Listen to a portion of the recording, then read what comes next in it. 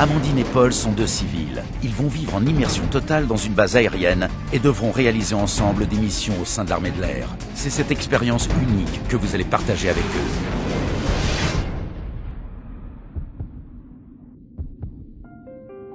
Nos deux candidats se préparent pour leur mission. Amandine est contrôleuse de défense aérienne. Paul est mécanicien armement opérationnel sur un Rafale.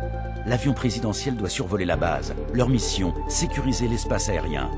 Nos candidats sont tout de suite plongés dans le grand bain. Okay, donc tout ce que tu vois en vert, c'est des avions. Donc en rouge, tu as des zones qui sont réservées pour de l'activité militaire. Donc c'est des zones interdites de survol ou alors avec autorisation. Tu as le code transpondeur. Okay, donc c'est un code propre à chaque aéronef. Ça va nous permettre de les identifier. Donc après 7600 panne radio, 7500 c'est pour tout ce qui est intervention illicite. Ça peut être un détournement d'avion. Afin qu'un avion soit toujours prêt à intervenir, Paul et son parrain vont armer un Rafale avec des missiles. Je le tiens. Ouais, là, ça. Ouais, en fait, si tu veux, c'est pour éviter qu'il bascule. Ah, d'accord. Pas sur la tête, hein. Attention, stop, c'est bon. Descends un peu. De l'autre côté. Comme ça. De l'autre côté, d'accord. Voilà. D'accord. Lâche. Et là, on lève la sécurité. Là. Ouais. Voilà. Donc là, le missile est armé. Voilà. Elle est armée. Là, il est armé. C'est bon. Lâche. Dans le centre de contrôle, Amandine détecte un avion suspect qui semble avoir violé l'espace aérien. Il faut prévenir le chef contrôleur. D'accord.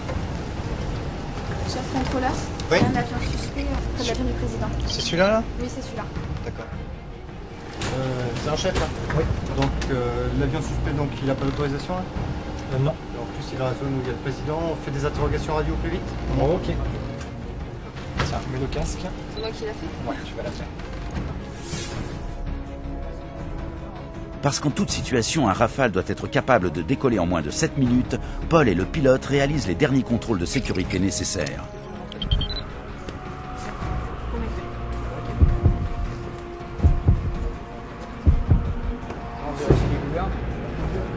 Là, tu vérifies qu'il n'y a pas de fuite. Il n'y a pas de fuite au niveau de la charge de conduite. On recommence.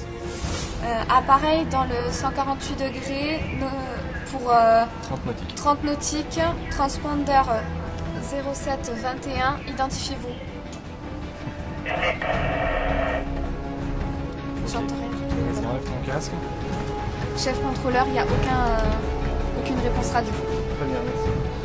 Ok, bon, bah, j'appelle l'état-major et je vous rappelle. Hein. Ok. Le commandant est en discussion avec l'état-major. Ils n'ont que quelques minutes pour prendre la bonne décision. La situation est grave et l'ordre doit venir du ministre. Ça y est, le commandant a le feu vert de l'état-major et peut lancer l'opération.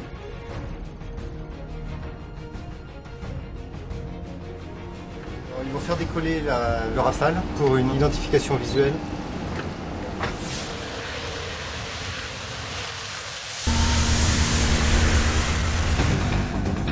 L'alerte est lancée pour faire décoller un autre Rafale en soutien dans les plus brefs délais.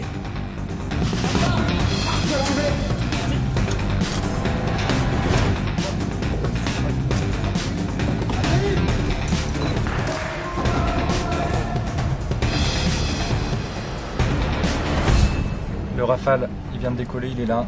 On va intercepter l'appareil suspect. Ah, regarde. C'est devenu rouge, c'est devenu dangereux. Ok, c'est-à-dire regarde le transpondeur. Il est devenu rouge parce que Il est passé en 7600, donc il a un problème radio, c'est ça? posé. Chef, il est en panne radio, c'est bien ça? Oui. Bon, je rencontre tout de suite à l'état-major. Il n'y a que 31 de marine pour information. L'appareil semble être en panne radio.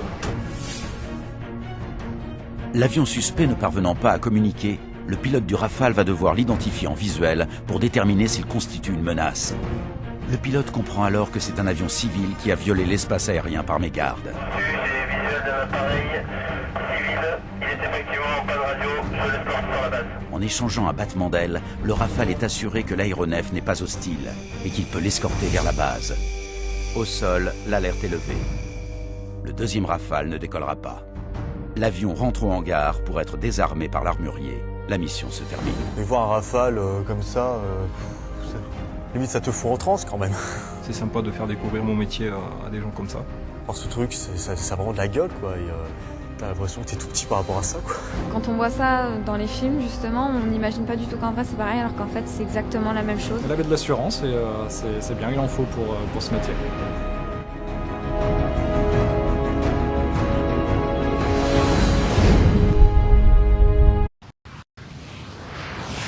Amandine et Paul sont deux civils. Ils vont vivre en immersion totale dans une base aérienne et devront réaliser ensemble des missions au sein de l'armée de l'air. C'est cette expérience unique que vous allez partager avec eux.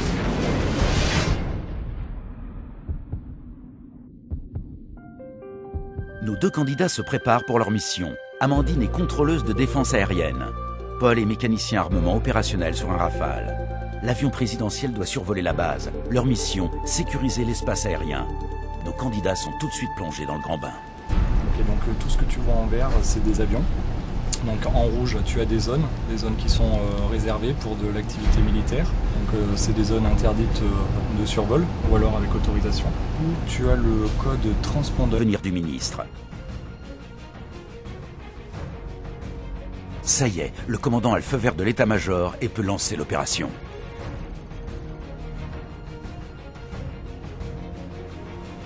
Ils vont faire décoller le Rafale pour une identification visuelle.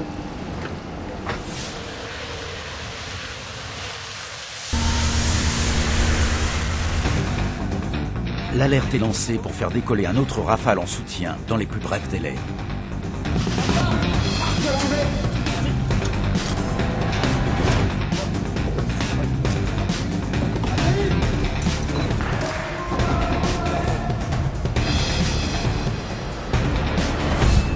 Le Rafale, il vient de décoller, il est là, on va intercepter.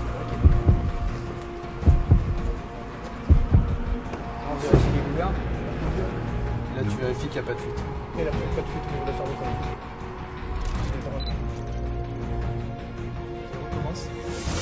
Appareil dans le 148 degrés pour 30 nautiques, transpondeur 0721, identifiez-vous.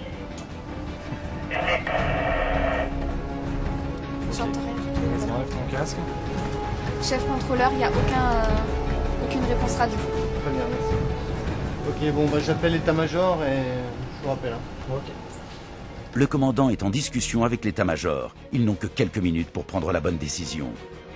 La situation est grave et l'ordre doit... Ok, donc c'est un code propre à chaque aéronef. Ça va nous permettre de les identifier.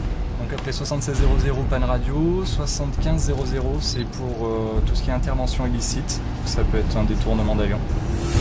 Afin qu'un avion soit toujours prêt à intervenir, Paul et son parrain vont armer un Rafale avec des missiles. Je le tiens. Ouais, là, Ça. ouais, en fait, si tu veux, c'est pour éviter qu'il bascule. Ah d'accord. Voilà. Pas sur la tête, hein. Attention. Stop, c'est bon. Avancez Descends un peu. De l'autre côté. Comme ça. De l'autre côté, d'accord. Voilà. Vas-y. D'accord. Lâche. Et là, on peut la sécurité. Là. Ouais.